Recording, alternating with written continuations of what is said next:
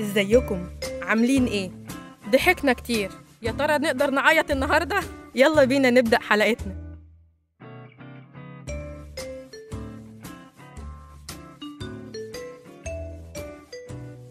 مثل النهارده بيقول لكم: ضحك كلبك. في ضحكة تبان كبيرة وصوتها عالي، لكن لو ركزت فيها تسمع جواها صوت بكا مكتوم.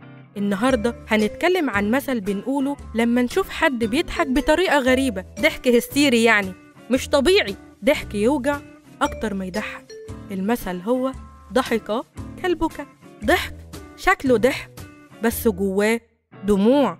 أصل المثل والحكاية، المثل ده بيعبر عن اللحظة اللي الضحك فيها مش نابع من فرح، ممكن يكون نابع من ضغط أو انهيار أو حتى وجع نفسي. الضحك هنا مش رد فعل سعيد، هو هروب من بكا كان المفروض يطلع بس مكتوم. ضحك كلبك يعني إنك بتضحك بس قلبك بيعيط، ويمكن عقلك مش قادر يستوعب اللي حصل فيضحك بدل ما ينهار. في علم النفس في مفهوم اسمه incongruent affect، يعني المشاعر اللي بتطلع عكس المتوقع، زي واحد بيضحك في جنازة أو واحدة تنهار ضحك لما تسمع خبر صادم. ده مش استهزاء، ده جهاز عصبي مش مستوعب الصدمة. وساعات بنضحك بدل ما نعيط علشان العياط مرعب، علشان الألم أكبر من إننا نعترف بيه، فبنغطيه ونكسيه بضحكة. زي إيه؟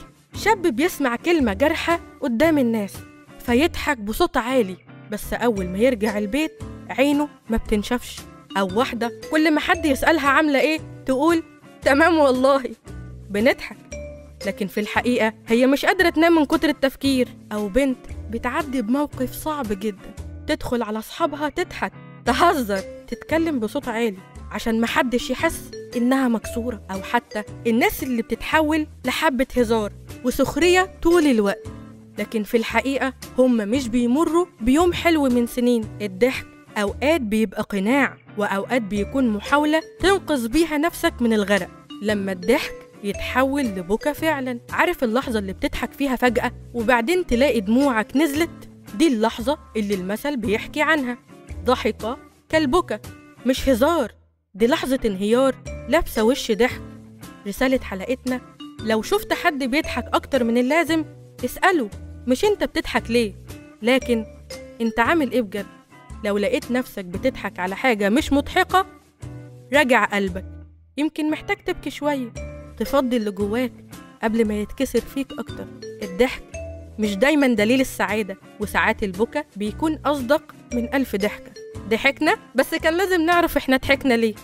الحلقة الجاية مثل قاسي على القلوب: السكوت علامة الرضا. أيوة بالظبط، مش زي ما انتم متخيلين. ما تنسوش تتابعوني على فيسبوك ربع ساعة عقل مع نانا جمال، أو انستجرام مايند 1515. ولو بتحب تسمع الحلقة على يوتيوب تابعوني على حروف مسموعة. ده بودكاست حكاية مثل. سلام مؤقت.